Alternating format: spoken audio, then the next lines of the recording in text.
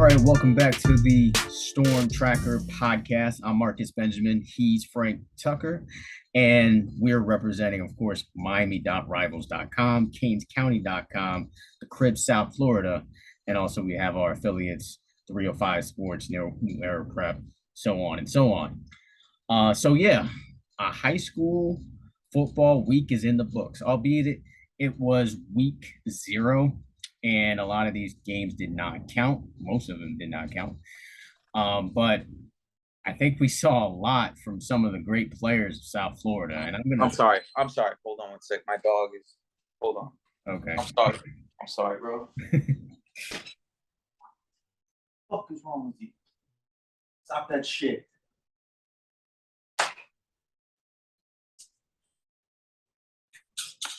Sorry about that, man. Oh, it's all good. It's all good. I should start over.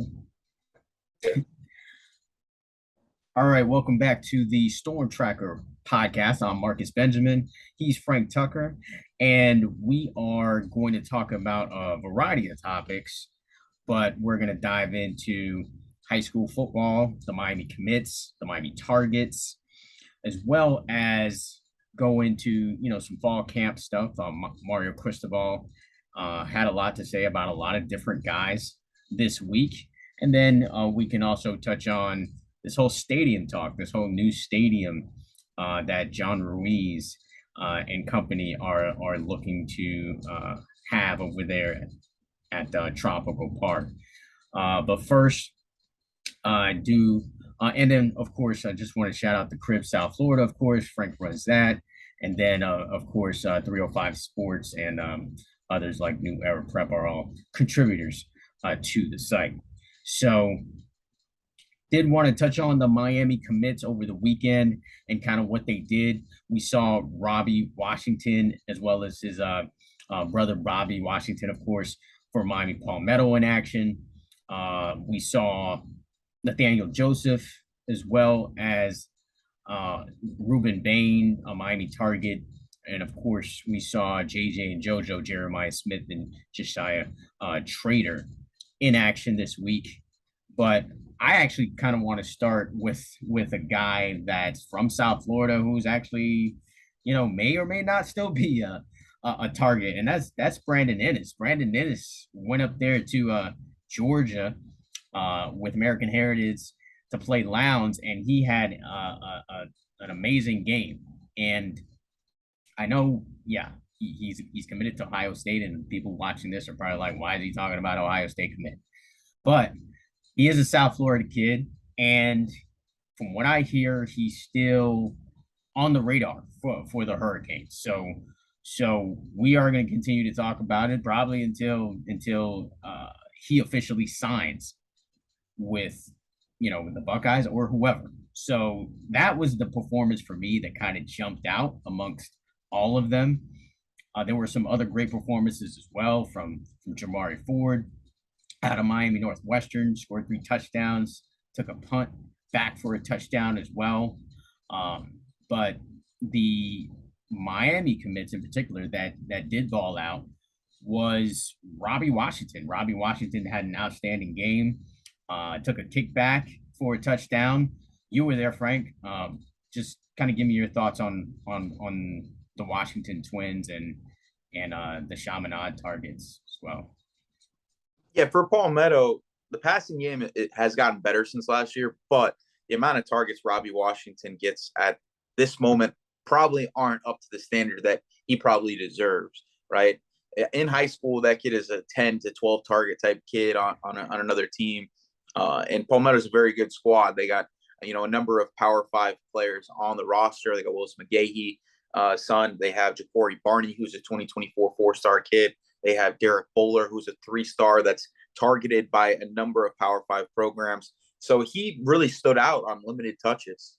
Against Shaman Amadani, he takes kick return back after a really nice play from Jeremiah Smith and Josiah Trader. So it was like 3 plays back to back to back where we saw Miami targets and commits doing something on a big time stage. And then against Cardinal Gibbons, we obviously saw him mush a defensive back to the ground and race about 55 yards for a touchdown.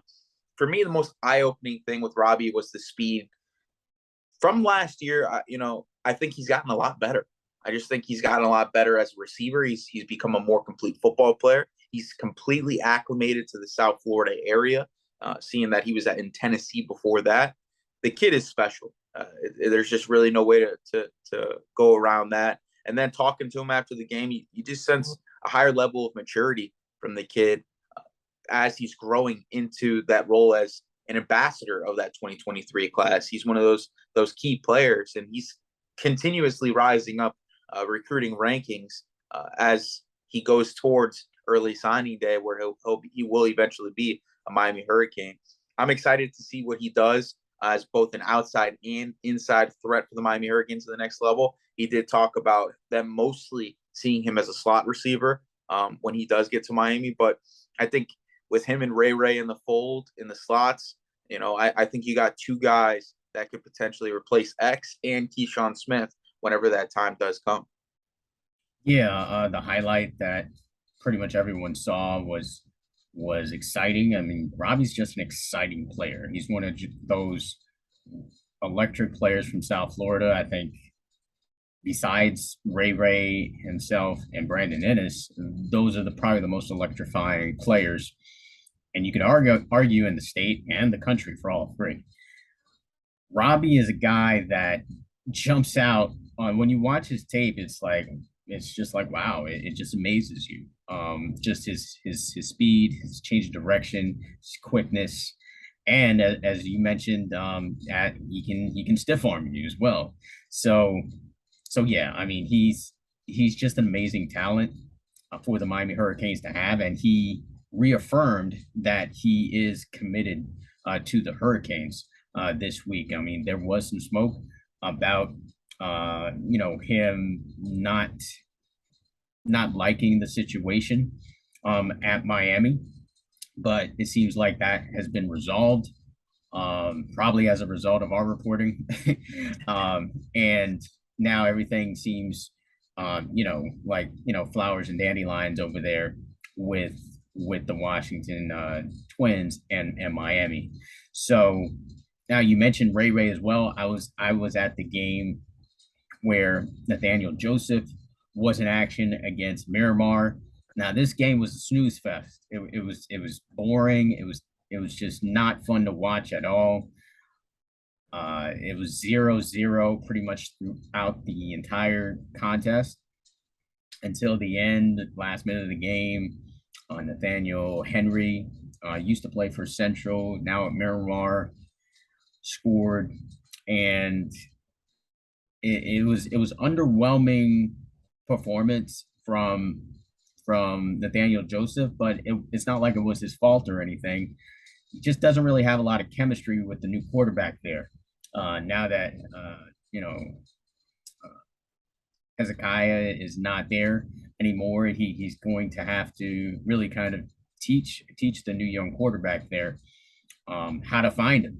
And when he did get the ball, of course, he was electric. And a couple of plays got called back on penalties, and he just wasn't utilized enough, especially in the red zone. There was many times where Edison was in the red zone and they just didn't go to him. They didn't even target Joseph. They were trying to use him as mostly a decoy, and they were getting the ball to Brandon Love a lot. He got a lot of targets in the game, and he showed that he is another one of those good 2024 receivers, which is an absolutely loaded class from South Florida. But Joseph was still in very good spirits after the end of the game. Still obviously very high on Miami and very confident with his decision to decommit from Clemson and now commit to Miami. He kind of started the wave of commitments here in the summer. He really set it off for Canes County as well, because as soon as we became live, and he kind of started with his commitment maybe a couple of days before, and then all of a sudden we have so many commits that was happening in the month of July. So Miami's got two explosive slot receivers for this 2023 class. The question really is who's going to be that other receiver? Who's going to be the wide receiver one on the outside to add to the class? Joseph did say that he's still kind of actively recruiting, and he was disappointed that Will Fowles wasn't added to the class. But I think they could use another receiver to this class. But can't go wrong with Robbie and Nathaniel Joseph. Yeah, I think that they're going to add at least one 5-star receiver to this class, whether that's Jurion Dickey, whether that's Brandon Ennis, or whether that's a Carnell Tate. That's another name to watch. The South Florida the South Florida Express connection is a real thing, right? And we're starting to see South Florida Express build that relationship with Miami. We're seeing Ricky Williams, who's the general manager for South Florida Express, spend some time at practices. Starting to spend some time with Coach Cristobal on a personal level, somebody that he's known from his time at Alabama and FIU. So that is an important relationship that has to continuously be built, as they are one of the top programs in the country. They just won a national title at OT7.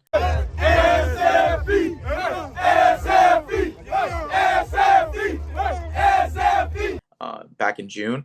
So Mario Cristobal sees that value. And just in the 2023 class, if you're able to grab a Mark Fletcher, a Brandon Ennis, and a Carnell Tate potentially on top of Ray and whatever's in 2024, which is JJ and JoJo and kids like that, you're kind of doing what Ohio State was trying to do, right? And early in the year.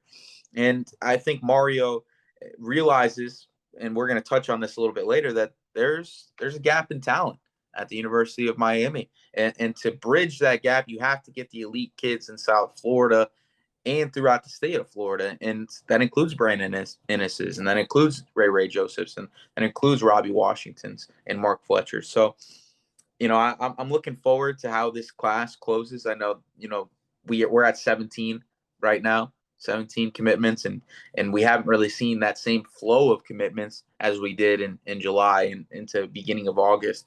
But I think that there's going to be a second wave here towards maybe the middle of the year to the end of the season, especially if they win 10, 11 games. If you see Miami have on-field success, the level of Clemson and those type of programs, I think that a top 5 class is a lock, right?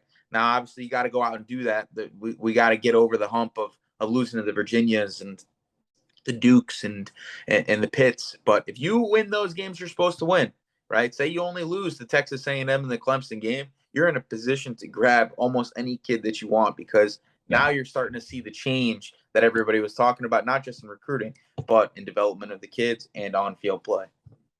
Speaking of that, I mean, how many losses do you think would potentially eliminate the chance of getting a 5-star type of player, like we mentioned, or like a Cormani, David Hicks, Okunlola, those 5-star guys? I mean, like you said, potentially you'd be okay with the Hurricanes losing to Clemson and Texas A&M, two very tough environments that you're asking a team to win in. But how many losses do you really kind of allow this team? Do you allow them, like, let's say they lose against, I don't know, North Carolina, right? I personally think they can only lose 2 more games, possibly. Anything more than that, then they have no chance at a 5-star, in my opinion. I think that you get one mulligan. I think you get one mulligan. I think just 3 losses. I think 3 losses in the regular season is the maximum you're going to be allowed, right? I think if you win every game except for those 2, it's maybe one more loss. You got to win a bowl game. You have to win a bowl game at the minimum. But if you go through the regular season, get to a New Year's Six bowl, and lose a New Year's Six bowl in close fashion, I think you're still in play for pretty much anybody that you want, right? So I think that it's a requirement that Miami has to win at least 9 games this season, 9, 10. That gets you in the conversation with the 5 stars. You win 11 games, you're going to get you're going to grab pretty much anybody that you want.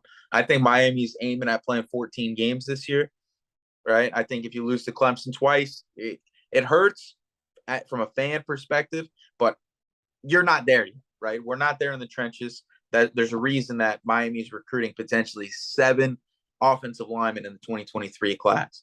Yeah. There is a reason that they're going after 3 to 4, 5-star, 4-star defensive ends. The level of talent at in the trenches has not been there, right? There's a reason that Miami's recruiting 3 linebackers, right? The talent at linebacker just has not been there, right? At corner, I feel like we're up to par in ways because of transfers. I feel like at receiver, we do have a wealth of talent. I think that they are trying to continue to build out that talent with Ray, Robbie, and potentially 1 or 2 more 5-stars. I think in the running back room, you're blue chip heavy. I think in the quarterback room, you're blue chip heavy. So I think they're on the right track, but you're not there yet. You don't have Clemson's roster. Clemson might have had some struggles last year. They had struggled to the point where they won double-digit games, right? Miami is struggling to the point where we're winning 7 and 8. So to get to the point where you're Clemson, where you're Alabama, where you're, Georgia, you got to struggle to 10 wins, right? And I think that this will be the first year that Miami has the potential to do just that. Yeah, totally agree with that. So yeah, I just wanted to also talk about some of the other players that were in action last week. And then we talked about Ruben Bain. Ruben Bain had a monster game, surprise, against Palm Beach Lakes. I don't even understand why they even played that game, to be honest. It's just a weird game for a national power to be playing. When you saw the captains come out on the field, you just saw the difference in size. This is a team that scored 35 points in the first quarter, and you typically don't do a running clock in the first half. I think that's like the rules, but they had a running clock in the second quarter. So I don't understand why you even play a game like that. If you're Central, I heard, they were basically kind of, begged to play that game, to go up there in Palm, to Palm Beach. I mean, so of course Ruben Bain, has a monster game. He had a sack, tackle for loss, 2 tackles. He had a monster first quarter, all in the first quarter. So yeah, all the starters were kind of chilling in the second half in this game. But Ruben Bain still had glowing things to say about the Miami Hurricanes after the game.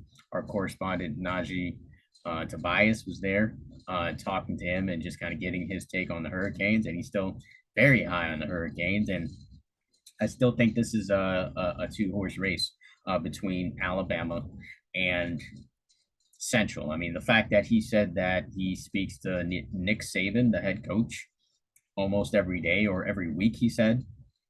I mean, that's pretty big. I mean, the fact I don't think Nick Saban is talking to every recruit or every prospect every week. I just don't believe that. He comes off as a guy that is probably very selective on the prospects that he speaks on a week-to-week basis. And if he's taking that time to do that with Ruben Bain, then of course that's going to, make Ruben Bain feel like he is a priority. So as long as Miami continues to make Ruben Bain a priority, then I see Ruben Bain committing to the Hurricanes, especially since the Hurricanes is his dream school.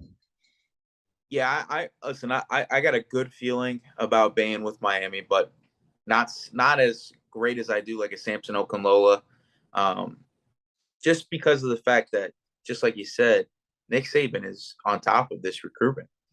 Not even just him. If you look at Auburn and Oklahoma, those are 2 dark horses in this race that have formidable coaching staffs and a schedule and resume that is better than Miami as of recently. Brent Venables is a guy who came over from Clemson and is an Oklahoma guy. He is a guy who's coached there before as defensive coordinator. There's a pride that he has in that program, and they're recruiting him hard. He had a solid visit there. Auburn, the same thing. And if you see an Auburn take a Keywan Jenkins or something along those lines as a late take, who's also his cousin and his starting quarterback at Miami Central, that could be something that sways his recruitment as well. But I think Miami's in the driver's seat just because of the family connections that he has in the University of Miami, his coaching connections that he has at the University of Miami. And I think that a solid season for Miami where 9 or 10 wins, he's one of those kids that ends up in the class if he sees that continued momentum. Having Wesley Bissaint, someone that he's very close with, commit to Miami at the beginning of the Cristobal era is important too, because now you got somebody who's directly in the program. Wayne Steed is a little bit outside of his realm of presence. Obviously Central is a community school, so he has a relationship with the kid, but having Wesley Bissaint in the program, potentially getting early success at the linebacker position where we don't have a lot of depth, not a lot of talent, that could be a big factor in having Ruben Bain potentially ending up in this class. Yeah, absolutely. We'll keep it going with Miami Central. They play IMG Academy this week. IMG blew the doors off of Venice last week. IMG is a machine, and the machine just kind of reloads every year. This team, to me, better than last year's team, just from a talent standpoint, in my perspective. And they, made easy work of Venice. And Venice is a defending state champion.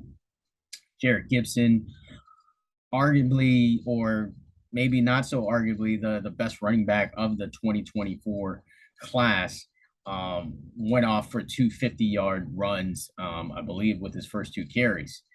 And when you watch the tape, it's that offensive line is moving people. It's just moving the D line and back, and Jarrett Gibson is just, he's out there, making coffee and making breakfast, and and then running for touchdowns. I mean, it's just it's interesting. It was interesting to watch, to see how dominant they were. Now, I had no doubt that they were going to beat Venice, but just how particularly dominant they were makes this next upcoming game just that more interesting. So now we're actually going to see a Ruben Bain lined up against a Francis Mauigoa, which is going to be another interesting matchup, just like the last one was, with Miami target Damon Wilson was matched up with Big Mauigoa. So that's going to be an interesting matchup. There's going to be some interesting matchups as far as with receivers and cornerbacks, as far as Central's receivers matching up with IMG cornerback. So that's going to be very interesting to see as well. And if the linebackers like EJ Marcelin can keep up with I mean, I know he's a young linebacker, but can he keep up with a Jarrett Gibson? So it's definitely one of the more interesting matchups of the weekend. We'll get into some other ones, but what are your thoughts on that game, IMG versus Miami Central? Yeah, I think that this is one of the top matchups around the country for the 2022 season. You look at Miami Central, they are in a position to potentially shock IMG at the beginning of the year. I'm not going out on a limb right now to predict a victory, but it sounds like it, though. I'm close because I think the one thing that Miami Central has that's an advantage is there's a team chemistry that is already in place. And when you play IMG this early in the season, that's the best time to catch him, right? Ruben Bain is, in my opinion, the best defensive end in the country. So having him against the Mauigoa, that is that's the best matchup that you're going to get anywhere in the USA. And then when they added Stanquan Clark on top of having EJ Marcelin, that makes that second level of defense fast enough, athletic enough, skilled enough to match up with a Jarrett Gibson, who's a 4-3, 4-4 type running back. The one thing I have a question with IMG is the quarterback position, right? They have Ryan Downs, who's a 2025 kid. They did bring in another transfer as a 2024 prospect. I question if they're going to be able to get the ball to Carnell Tate and Winston Watkins and that group of receivers that they have on a consistent basis. with the type of defense that Coach Jude Joseph is going to be running. They're going to be bringing a lot of pressure on this group of quarterbacks, right? And I don't think that Central is going to allow them to run the ball down their throat the same way that Venice did. Venice is a really solid team, headlined by Damon Wilson, but they're not the same team that they were last year when they won the 8A state championship. So we're going to see, I think these two teams match up really well. I think Central has a group of running backs that nobody's going to be able to get tired. They're going to give each guy, 8 to 10 carries. They're going to try to control the clock. Lights Out is one of the most accurate quarterbacks in all of the country. We saw that at OT7 in June, and him being a Division I quarterback with a plethora of offensive skill position talent like Lamar Seymour, who we didn't get to see against Palm Beach Lakes, Wayne McCoy, who scored his first touchdown for Miami Central last week, Corey Washington, who took yet another punt return back, and then you have Kateris Hicks, who is a Power 5 target on the low end level. And then, the offensive line has been playing together for a long time. They're not as nearly as formidable as that IMG group, but here in South Florida, we see them as one of the top offensive line units in the area. Yeah, this game has all the makings of a great one. We'll see how it plays out. I'm not exactly sure who's going to win, but I'm not gonna predict on this one because I don't want people to come back and be like, yeah, look, Marcus was wrong.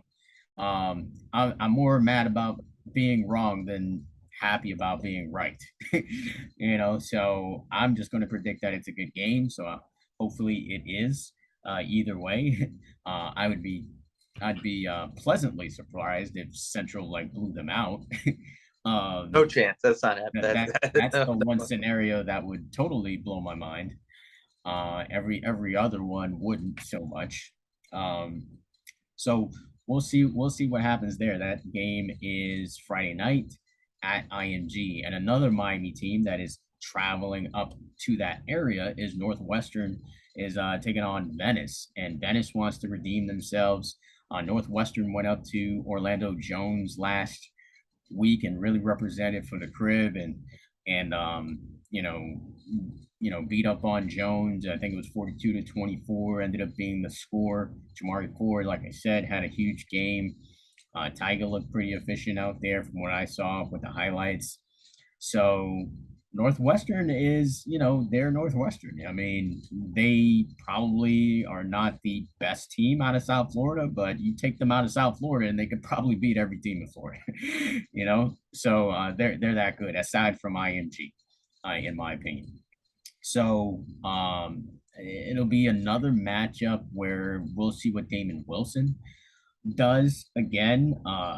He's a guy that's highly recruited, and he's one of those guys that Miami is potentially looking at, but you really kind of want to see him shine in this game, just from a recruiting standpoint, if Miami indeed wants to take this kid.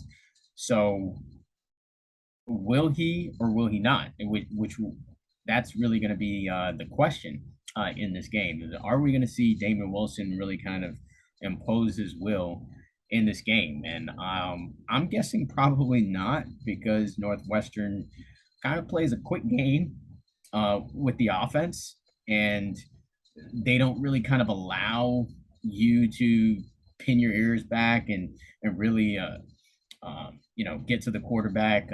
Tiger gets it out of his hand pretty quickly with short passes, and they're going to get the ball to Jamari Ford, and he is the X factor that kind of keeps you off balance. So, your opinion on that game and how that's going to turn out? Northwestern is trying to redeem themselves from last year's performance against Venice, where they scored over 50 points on them. I think this year Northwestern's in a better position to take this victory. Last year, a lot of people made a big deal about the amount of points that Venice scored, but Northwestern also put up 35. Tiger's going to do what Tiger does on a weekly basis, and I think with Jamari Ford running behind a much better offensive line this year, we saw on Rivals that we posted run. We saw a video of that offensive line where it looked like they were about 6'3", 300 pounds across the board, which is a difference that than we've seen from Northwestern over the last couple of years, really. So I think giving Tiger more time, giving Jamari Ford some lanes as a smaller back, adding Adam Moore as a tight end Yeah. slot type threat, that's going to make this offense just even that much better. And then on defense, they got Todrick Bruton, who's a Division I pass rusher, who I think is going to cause some problems for Venice. And we're going to see Elliott Washington is a big time prospect for Venice as well. I think that's going to be the main focus for the Northwestern defense. We know that they play a brash style of football where it's going to be a lot of cover one, a lot of cover zero. They're going to be in your face, and I think we're going to see a Power 5 matchup of Raekwon Atkins against Elliott Washington on a pretty consistent basis. I like Northwestern in this game. South Florida bias, sure, but I also think that Northwestern, yeah. So I think Northwestern's kind of on a run to prove themselves in a few different ways this year. After the performances last year against Venice and the running clock against Central, this is the redemption year for Northwestern, and that 2M classification is going to be fun to watch. And I think this is one of those first stepping stone games for Northwestern as they vie for the opportunity to get back in the state championship conversation. Well, besides those two matchups over there on the west coast of Florida, we'll have some big time matchups here in Broward County. It's basically Broward County against the world.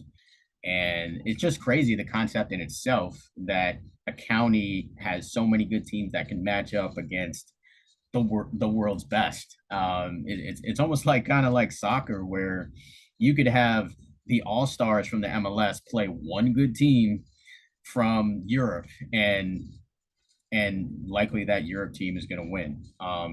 Broward County being the Europe, so it's going to be very interesting to see how it all turns out, like what the final record of the weekend will be, and there's a lot of pride on the line for the county and for South Florida, for Florida. It's a very interesting week and weekend that this will be, just to kind of see how it turns out. We've got Western of the Broward County teams. We've got Western, we've got Stranahan, we've got Dillard, Cardinal Gibbons, and we also have American Heritage, St. Thomas, and Chaminade.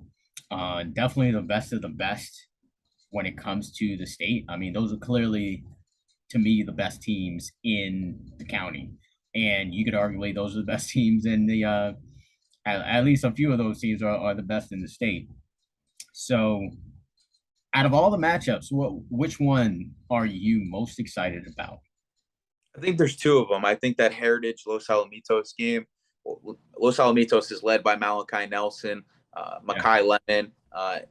So I think that's a headlining matchup, especially for ESPN in this game.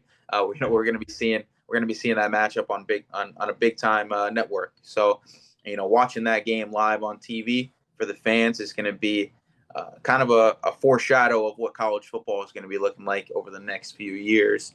Chaminade against St.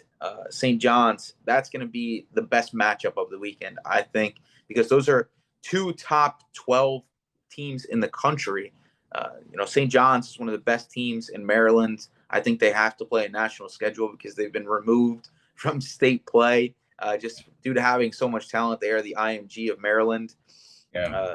And then you got Chaminade Madonna, who we talk about as potentially the best team in South Florida, not just Broward County. That's going to be the final game of that Saturday stretch of three big-time matchups at St. Thomas Aquinas. I think that it's going to be a low-scoring affair. I think that Bullitt is going to have to be a key in that game. We didn't see much of him in that Cardinal Gibbons jamboree. He had one carry for 22 yards.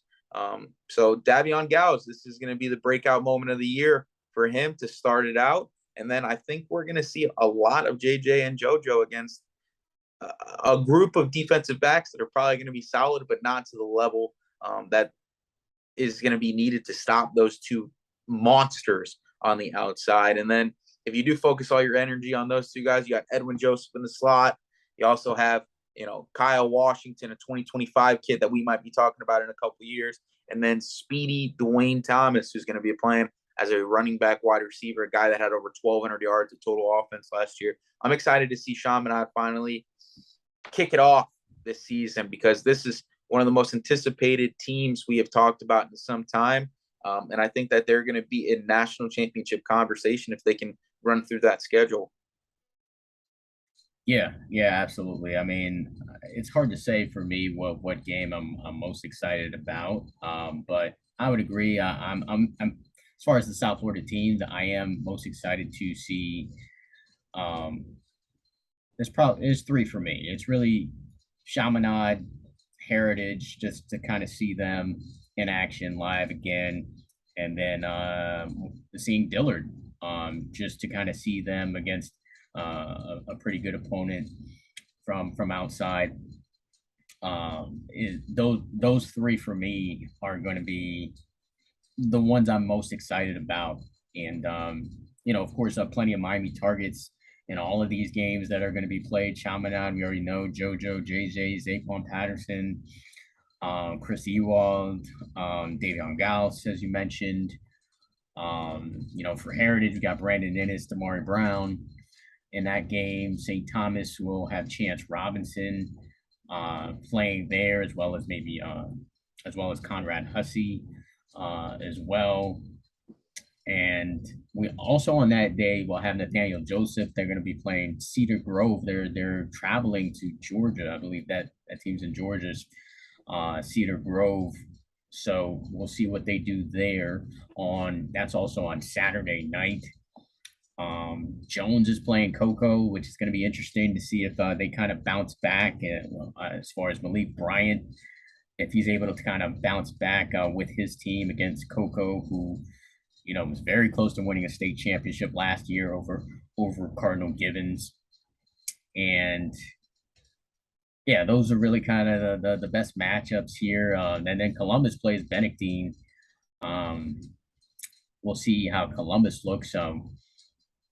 They had there was some interesting news that came out today. I don't know if you kind of heard this. I did. We didn't even get a chance to talk about it, so we might as well just kind of talk about this live here. But your boy, I heard, Adrian Posse is, I heard this could be a rumor. I don't know, but this is the rumor that I heard came out today is that Adrian Posse got beat out by my boy, Alberto Mendoza, and he won the starting job. And now Adrian Posse is likely going to be at Killian.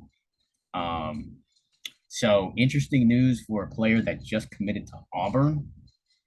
And, I'm not a huge fan of Adrian Posse as a quarterback. And if that news is true, then I'm not totally surprised because I like Albert Mendoza as a quarterback. I saw him at the Hotbed All-American game. He's solid. He's kind of walking in the footsteps of his brother over there at Columbus. So now he, potentially will go to Killian. Like I said, these are all rumors, but your thoughts real quick on that. Yeah, you hear some rumors. From what I've heard, there was some financial issues that were going on at Columbus, and that's potentially the reason that Adrian was leaving. I didn't necessarily hear anything about the competition. It could be true, could not be. I didn't get a chance to talk to Coach Dunn or anything like that, so I don't want to speculate on it too much. I still think Adrian Posse is an extremely talented quarterback. I think I don't know about Killian, just because they have AJ Smith, who's a 2024 quarterback already in the fold there, that they like. So I think that, whether he ends up at, another power, I don't think it's going to be a private school just because of financial restraints. But I think, if he ends up somewhere where there's, a big time receiver or a big time, supporting cast around him with a solid coaching staff, I think that his talent could come to fruition, right? His potential could come to fruition. I think we could see him, really step up to be that top 10 quarterback that he's currently ranked. So I've seen flashes of it in person. I think, he's been in some tough situations in the past couple years, but I think the next couple years are going to be better for Adrian Posse going forward. And I think we're going to see an Auburn caliber quarterback eventually come to light. Okay. All right. We'll see. Well, we will see. But that very interesting news that came out. Anyways, we'll move on from. Well, actually, just one more thing. Robbie will be also in action on Thursday night, taking on Homestead at Tropical Park. Big I game. Yeah, I'll be out at that game. The thing about South Dade is like they kind of rotate over the years. It seems like they rotate as to which team is the best team, and Columbus is always kind of usually there. But it's kind of a rotation of Palmetto, South Dade, um, Killian, Southridge. Killian, Southridge. Exactly. There's kind of a rotation of who is kind of the top dog in that Southern Dade part of South Florida, and this game here is pretty much besides Columbus is pretty much the top two teams in South Dade. So I'm very interested to see what happens there. Of course, Homestead's got a really good running back in Isaac Brown. Um, they've got a loaded squad, and interested to see just what Robbie and Bobby do in that particular game. That's coming up on Thursday night, and Killian and Booker T are also playing on that same night as well. I don't know if Posse will be there already. I doubt it, but we'll see what happens there. Booker T looked great this weekend too. My guy Fish told me he looked at the tape and he was like, "Wow, he was blown away about um, uh, with Booker T." And they got some guys. Of course, we both love Gerald Modest, 2024 running back, and they've got a good. They seem like they're going to be fully back. Maybe not this year, but next year, I feel like Booker T is going to be fully back, and they're going to be right there with the Northwesterns and the Centrals of the world as far as in that area. So that's it on the high school football gridiron. Let's go to Mario Cristobal's comments this week. He spoke on the Joe Rose Show, 560 WQAM, and he named a lot of players that were showing up in camp. That's not something that many coaches do, or Cristobal hasn't really done that at all during the press conferences for fall camp. But it was just interesting the names that he did mention during this interview with Joe Rose. He mentioned players like DJ Ivy and Malik Curtis. I mean, haven't heard his name basically all camp, and Coach Cristobal named him as one of the players that have been kind of standing out. He did mention Al Blades as well. You saw Al Blades today during the press conference. And he also mentioned, Kinchins and Williams, the Williams brothers, playing possibly all at the same time. He also mentioned Brashard Smith as one of those receivers that are finally stepping up. It's like we all kind of know that Xavier Restrepo and Keyshawn Smith will likely get a lot of playing time at wide receiver, but we haven't really heard that third or fourth wide receiver really kind of jump out to really see if they're going to get any playing time. And we finally heard that this week for that Brashard Smith, maybe a surprise to some, is likely to get playing time. But the question is it at running back or is it at receiver? Because you alluded to last week that Brashard Smith may be that option. And then, of course, we saw him in high school. We saw him play at running back. We saw him play in the Wildcat for Miami Palmetto. So he's definitely a versatile player. So just your comments on just what Coach Cristobal said and the players that he said that were standing out to him. Yeah, what stood out to me about the comments was Brashard Smith. We talked about it last week, his versatility. And I think that with Don Chaney going down for a little bit, Trevante Citizen being injured in the first scrimmage, this is going to open up opportunities for Brashard to get on the field. We see him filled out this year. He is probably one of the bigger running backs, if he's in that room. And obviously there's an explosive skill set that he has. We've seen it time and time again with chunk plays during his time at Miami Palmetto. We saw flashes of it last year as a freshman.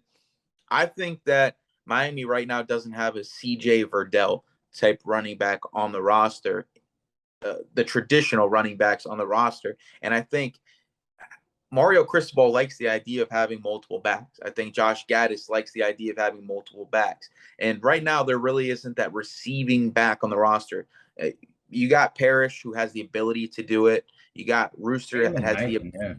he has the ability to do it, but we haven't seen any guys that were receivers with running back ability step into that potential role. So Sure. I think that he could be that guy that's a receiving back and kind of let Parrish and Knighton just kind of focus on being a running back, right? And this offense is probably designed to run close to 85 plus plays a game. When you got that many plays happening, you have to have 3 to 4 running backs on the roster. Right now, Miami is just at 3 healthy running backs. And I think we could see a little bit of Thad Franklin coming in as that power guy, but you're Sure. going to need another explosive player when you're going to be running an offense that's going to be high tempo. It's going to be, let's get the ball in the back's hands. We saw how much Josh Gaddis ran the ball at Michigan. And then we talk about Kevin Smith. He had 3 running backs with over 500 yards just last year at Ole Miss. And we know the offense he comes from under Lane Kiffin. So I love the idea of having Brashard Smith step in as one of those complementary pieces in the backfield while also potentially filling a role as one of those slot guys and 4 wide receiver sets on offense. Because we really haven't seen too many guys step up outside of Xavier Restrepo and Keyshawn Smith. We've seen flashes from Morello Brinson, but the Frank Ladson experiment really doesn't look like it's working out. Colby Young is going to have to take some time to maybe acclimate to this level of football. And we're just not seeing Michael Redding be that guy that was a high end 4-star prospect coming out of IMG Academy. So I think that there's an opportunity there for Brashard Smith to be potentially the breakout player of the Miami offense this year. And these comments just kind of solidify that. I also like the idea, and everybody talks about this probably on a daily basis when talking about the Hurricanes, of having the 3 safeties on the field at one time. And I think the first scrimmage was a little bit of foreshadowing of that potentially happening. James Williams playing a more versatile role, kind of similar to what he did at American Heritage, where he was in the box a little bit, covering tight ends, putting his hands on slot receivers, just kind of going all over the place, playing a more of a freelance role than he is as a cover 2 guy over the top of the defense. I like the idea of having an extra 6'5", 220-pound body that's extremely athletic in the slot as an overhang defender while having 2 ball hawks over the top. I mean, we know what Avante Williams can do. We know what Cam Kinchins can do when the ball is in the air. And we know what James Williams can do in regards to his football intelligence and just finding a way to make big time plays. And I think moving him a little bit closer to the line of scrimmage, not on a permanent basis, but giving him the opportunity to be on the field in an expanded role is going to give him an opportunity to have an even bigger year. Yeah, definitely. Some other names that Cristobal named was a bunch of names on the defensive line. And before I get into the names that he named, it just, for me, it seems like this line has potential to be really special. And it seems like, opposed to years of the past, that this D line could probably still sustain injuries. Like if they get in, if a couple of guys get injured, I don't think there's going to be a significant drop off in talent with this rotation of guys that Miami's going to have. He started with Elijah Roberts, saying that he's finally healthy. Jabari Ishmael, that's not a name that we've kind of mentioned a lot. The kid out of Columbus, Jake Lichtenstein, we've talked about him being a potential guy in the rotation as far as the D tackles are concerned. Antonia Moultrie is one of those transfers, another one of those transfers that are brought in that is going to get into that rotation. And he also said something about Alan Hay, our guy from Chaminade, who, we were just kind of wondering if, like, hey, is he going to get in the rotation at deep tackle? Because when I saw him at Chaminade, I'll speak for myself, is that he was dominant. The kid is he's really athletic, really nimble, for a guy his size, and I'm really glad to hear that he is really kind of stepping up in camp. And Chris Ball said that he's made tremendous progress, which is high praise coming from the head guy. And then of course Nigel Lee Kelly, we've talked about him and his potential.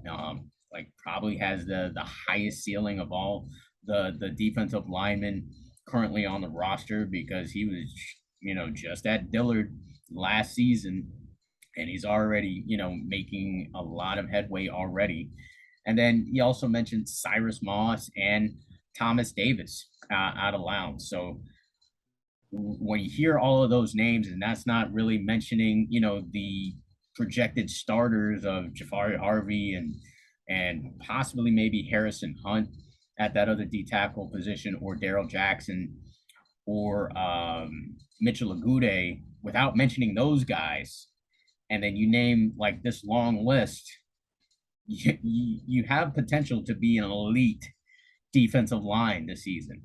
And that's exciting. That's exciting for Hurricanes fans to kind of know that you have a very, and most of these kids are young. Most of these kids got ton of eligibility left. I mean, some of them don't. Like Mitchell Agude is likely going to be a 1 year guy. Harvey's likely going to be gone by this next season. But a lot of these guys are going to be here for a while, like Cyrus Moss, Thomas Davis, Nigel Lee Kelly, Elijah Roberts, Jabari Ishmael. All these players are going to be there for a while. Alan Hay. I mean, they're going to develop with this type of coaching staff. So, and then we got more monsters coming in the 2023 class and the future. So the future of this D line just looks really bright. Totally agree. And we've heard rumors that they're going to be 3 deep at every position along the defensive line. We're even seeing Leonard Taylor rep it out with the second team defensive tackles. We've heard rumors that Daryl Jackson is stepping up as that top defensive tackle on the roster, and people have called him a man child. He's a guy that's still a sophomore. He's the same year as Leonard Taylor. So you have potentially 2 elite defensive tackles going forward. Elijah Roberts was a standout in that first scrimmage. From what I heard, he was all over the field. He was making plays in the backfield, giving Rooster and those running backs a tough time, while also putting a lot of pressure on the quarterbacks. We've seen that from him during his time at Columbus. He's got the ability to play the 3. He can jump on the outside as well. I think he's going to be a rotational piece that's going to be really important this upcoming season. I think that only one guy has true 10-sack potential that season. That's Jafari Harvey. But there's going to be a lot of important roles that are going to come out of this defensive line. A guy we haven't really even mentioned that just came back from injury as well was Jordan Miller. He's going to be that big body, one technique that we're going to need at times, because Daryl Jackson and Leonard Taylor and Jake Lichtenstein and those guys all have similar body types, around 6'4" to 6'6", around 295 to 305 pounds. But there are going to be times where you're going to need that trench bully, right? And I think Harrison Hunt is going to be one of those guys as well at like 310, 315 pounds. Jordan Miller, that big body that you're able to put in the middle of the defense. Or when we put a bear package out there or a front that needs to just stop the run, those are guys that are going to have to fill one or two of those roles. And I think that's part of the reason that we really haven't had a ton of success at linebacker as well, was we never gave our linebackers a chance to get off blocks. I mean, they have, guards are immediately getting to our backers. I think that's going to change this season, despite the amount of pressure that Coach Steele is putting on quarterbacks and offensive backfields on a consistent basis. We're seeing that similar emphasis on pressures that Manny Diaz had, but a more sound defensive front than we did before. And I think tackling is going to be big as well. That's something that we're starting to see. A lot of times we would see Nesta Silvera get into the backfield, maybe not make the play, right? We would see guys, other than our first round draft picks, especially last season, get to the quarterback, maybe not make a play. That's part of the reason we only had our leading sack guy at 5.5 sacks last year. So I think we're going to see a drastic improvement in play. I think that's thanks to an injection of talent from the transfer portal. And I think going forward, we're going to start to see the trenches, especially on the defensive line, be a focal point for recruiting classes. It's part of the reason that we're talking about 3 to 4 blue chip defensive ends in the 2023 class. Yeah. Coach Cristobal did mention also in the article on CanesCounty.com that the tackling has significantly improved. And that's actually something I'm actually not worried about at all, because yes, it was abysmal last season. I mean, I think you and I could probably, maybe had better form tackling it with some. I still got a little in me. I still got a little. I still got a little ball in me, man. I bet you do. I bet you do, man. And the coaching that we'll see, I think in game is something that is going to drastically improve. I think the in-game adjustments that we were probably crying and screaming about last season, I think that's going to drastically improve along with the tackling. I don't see that being an issue when you got, guys like Charlie Strong and Kevin Steele, who are veterans in the game when it comes to coaching up tackling and defenders. I mean, uh, I don't see that being an issue. I think that's going to drastically improve the win count for the Hurricanes. A couple other players that Coach Cristobal mentioned was in the defensive backfield. He did mention Al Blades and Tyreek Stevenson, Corey Couch, um, and a couple of surprises for some might be DJ Ivy and Malik Curtis. But DJ Ivy probably, I believe he has the most starts of a Miami Hurricane defensive back. And yeah, I know there were times last year where he just didn't get his head around. I think that was kind of the issue. He seems to always be in the right spot, just doesn't make that play just to stop a touchdown or a big catch, big gain, that type of thing.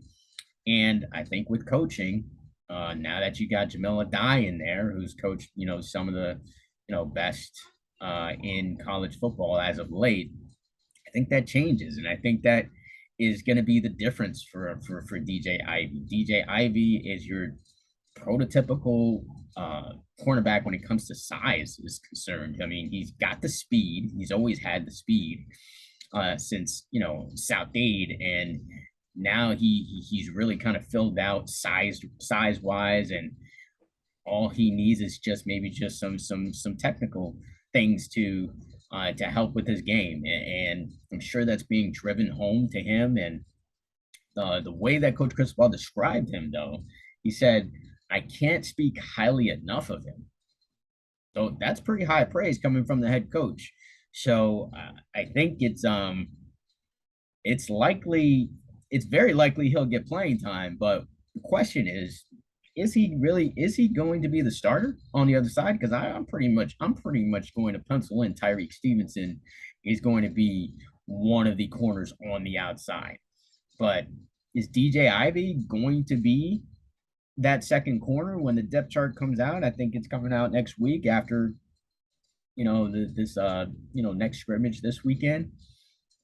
Is it going to be DJ Ivy? Because he didn't mention Daryl Porter, because we're high on Daryl Porter, you and I are, and we're also high on Corey Couch.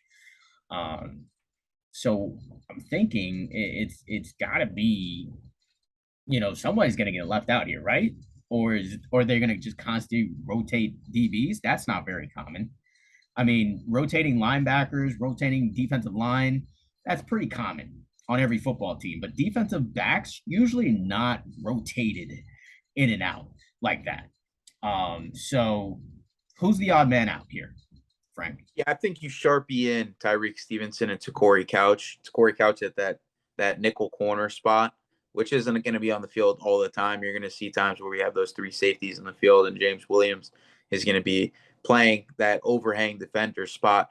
But I think that Daryl Porter probably is taking a backseat to DJ Ivy right now. DJ Ivy has the advantage. He's 6'1", 195 pounds, Yeah. can run. He's the prototypical defensive back, whether it's cornerback or safety. We've seen flashes of what he can do. He was a big time prospect coming out of South Dade. He's been one of those guys we've been waiting for him for what is 5 years now to finally come to realize his talents and his potential. So I think that right now you can pencil him in as the starter. Today at practice, he was running with the ones, and you could see that he was stepping up in individual drills.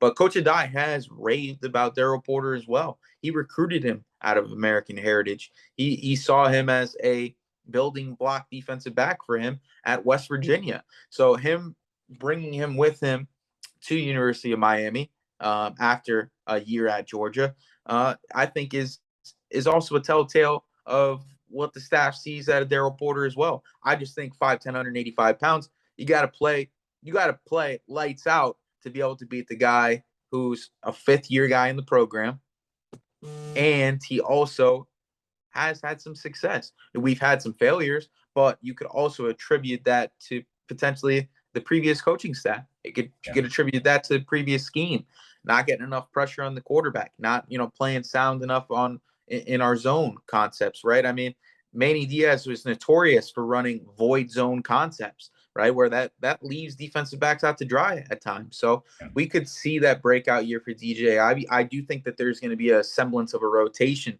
between Ivy and Daryl Porter just because they are so close right now. Coach Adai has talked about the skill set of Daryl Porter, and he's also talked about how he really got into the weight room and has gotten taller since coming out of high school. So I think that Miami is really strong at the top end of their cornerback group. I actually wrote about it today, in my preview article. But I think that it's a conversation probably through the first few games of the year, and I don't think we're gonna get a true idea of who our number 2 corner is until we get into like week 3 against Texas A&M. Okay, that's fair. So I feel someone will be essentially left out.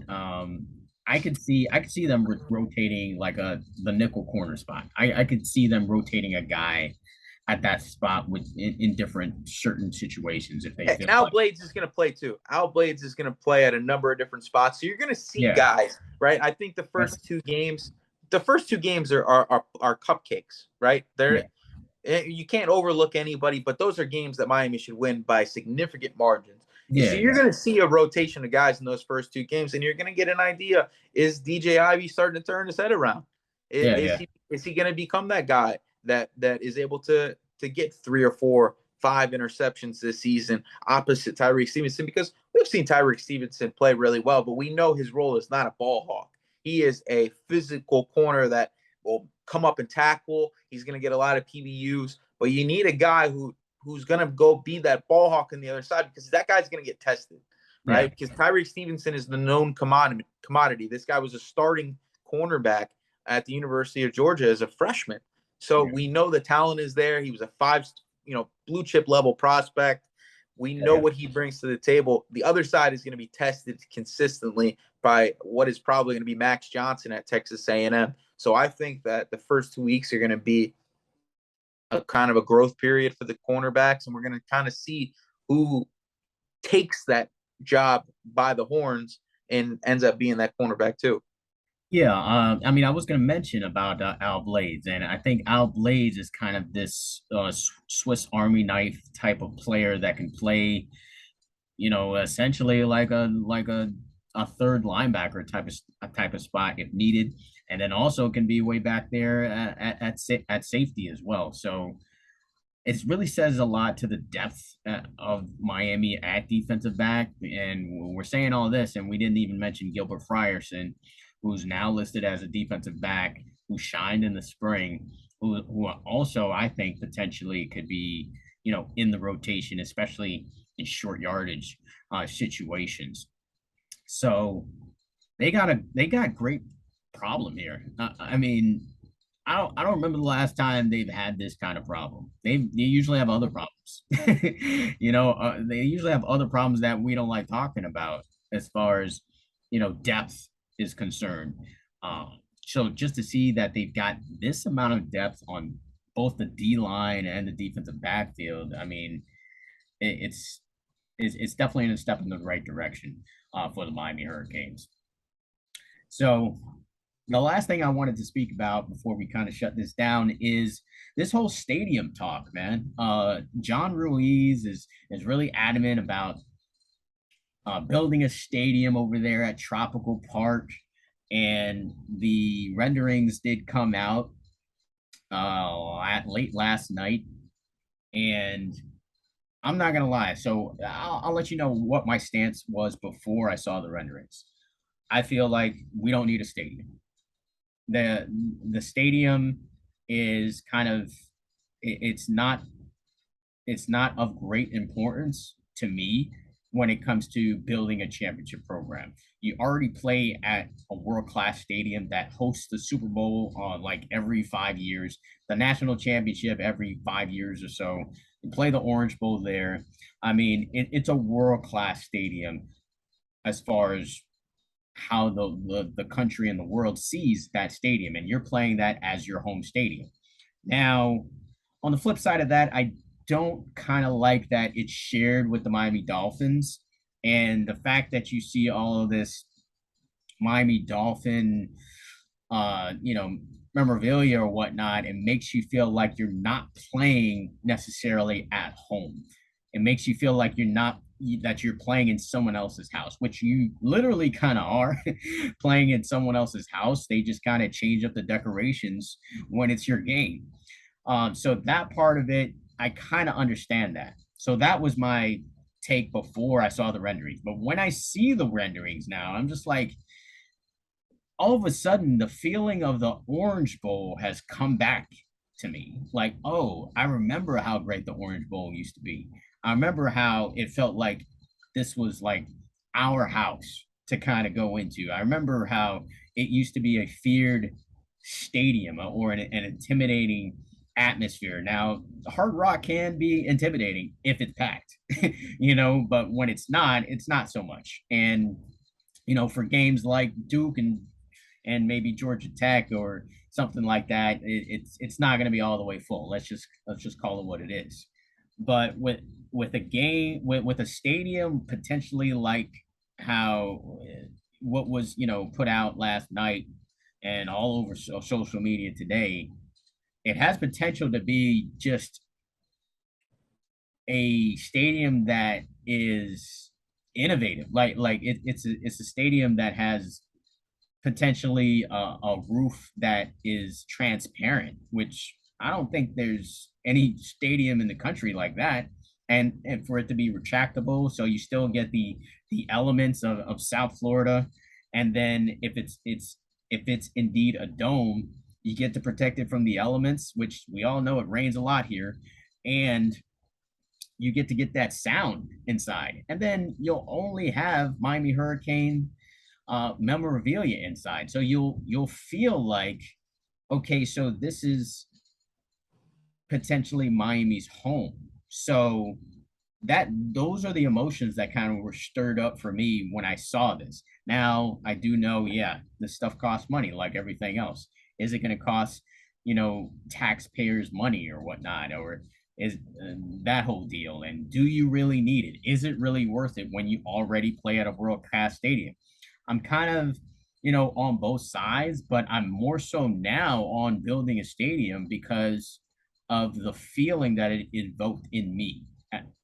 Just me being a guy who the first stadium that I ever went to watch a football game was the Orange Bowl. And it brought back those feelings for me as a kid. So yeah, so when I saw that stadium, I was like, wow, it reminds me of that, because when I go to Hard Rock, yeah, it's kind of a place of work now for me, but it doesn't have that feel. It's definitely a pro stadium, and it has a pro stadium feel. It doesn't have this college stadium feel, and that stadium has potential to be that.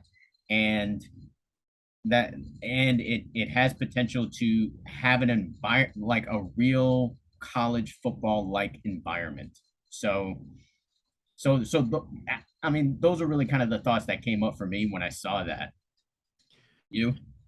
Yeah, so I mean, I was young when the Orange Bowl was around, and I did go to some games at the stadium. I remember being like 5 years old, going to a Florida State Miami game where Miami was the real deal, and it just being so damn hot. being and like those are my memories of it. Like just like I remember the bathrooms, at the Orange Bowl. That Yeah, those will give you nightmares. But I think that the biggest impact of the stadium is, I think recruiting wise, it'll be big. I think in regards to having a home, it'll be big. I think financially, it's going to be huge for the University of Miami. We give, we have to put so much money into having a lease at the Dolphins' home, right? This completely changes things. Having something that is closer to the school, right? Having something that is yours, right? It's where you can create revenue, right? Where this isn't just the stadium, right? They're trying to build a Miami Hurricanes park, right? Where it's track oriented. There's yeah, baseball, like we already have a baseball stadium, but you have multiple sports that are encompassed into this athletic facility in a way. Acres and acres, 2 times the size of the of what is Dolphin Stadium, right? Their area of land, that's going to be big, right? Somewhere where you can call home, and you can also make a little bit of money for a school that doesn't get any money from the state. We're a private school, small private school. The alumni base is small, right? You got guys like John Ruiz that are gung ho about Miami, but we don't have the Texas A&M, pocketbook. We don't have the state, pumping money into the school like University of Florida, Florida State. It's different over here. It's different over here. So I think that's going to be an important thing. And the Ruiz has also touched on that. So I'm excited at the opportunity to potentially bring a Miami Hurricane Stadium back into the fold. That's one of the things that fans from other teams use against us on a consistent basis. You guys have to rent a stadium. Well, now we don't, and I don't think this is something that's going to happen anytime soon. I think yeah, that there's probably going to be a political battle that goes sure, on for at least a year, potentially absolutely. 2 years, because you've already seen in February, the mayor of Miami already said Tropical Park is not for sale. And anything that goes on in Tropical Park is going to come down to a vote. So that's going to have to be ironed out. And I think the Ruizes have the influence to be able to iron that out. But there's going to be a little bit of a legal battle in a way, Yeah, that stretches for at least a few years. And obviously, it's going to take some time to build a stadium of that magnitude as sure. well. It looks like SoFi Stadium esque, Which right? is a So beautiful stadium. Yeah, a beautiful stadium, and I think seven having that, designers. yeah, having that resource that you can bring recruits to, it's great bringing them to Dolphin Stadium right now, but I don't think it's the same. I don't think it's the same. It's not. I mean, can you imagine just that stadium and you see a statue of Howard Schnellenberger outside? You see, just John memorabilia Taylor. of all the national championships. Yeah, you see all the Hall of Famers, pictures or whatnot, and statues of possibly, Ed Reed and Vinny Testaverde, Gina Toretta, who were You Heisman bring the Ring of Trophy Honor winners. back. Right. Bring the Ring of Honor back. Exactly. I mean, I think it'll be just you don't need it to bring Miami back. I want to make that point. You don't need that to bring Miami back, but it would help. It would help to make people like myself, whose heart broke when the Orange Bowl was tore down. I mean, I was actually at the last game, one of the worst moments of my life. you know, um, yeah, we're not even going to talk about it, but like, yeah, it's just to kind of revive, I guess, the feeling because a lot of us older, I guess, Miami followers feel like part of the program died with the Orange Bowl, because since the Orange Bowl went down, It's kind of safe to say that the Miami Hurricanes been basically mediocre. They've been kind of middle of the pack since that happened. I mean, yeah, it even happened a little bit before it got tore down, because I think it was 2008 when it officially got tore down, and I think Miami started its, you know, downfall like more around 2006 or so. And they've been basically mediocre since then. I mean, yeah, you had that one year with Mark Richt where they got to 10 wins, but I think it'll do a lot for the morale of the program, for the fans to feel like, okay, well, this feels like the 80s, 90s, and early 2000s. And if you have that, I mean, the Orange Bowl didn't even have a lot of memorabilia in itself, to be honest. And But it was a piece of memorabilia in its own right. I mean, oh yeah, absolutely. It was the staple of Miami sports, basically, because I think to this day no other place has had more Super Bowls at it. And then the Miami Dolphins used to play there as well. They when they started their franchise, it was at the Orange Bowl. So, and then there's so many Orange Bowl games that were played at that stadium as well. So yeah, I think it has a chance to help revive the program. Obviously, Cristobal is doing that now, and we'll see what happens on the field in these next couple of years.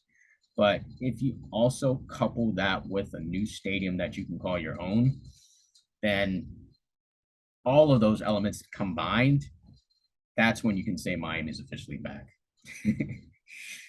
But yeah. All right, so that will conclude the Storm Tracker podcast. Until the next episode.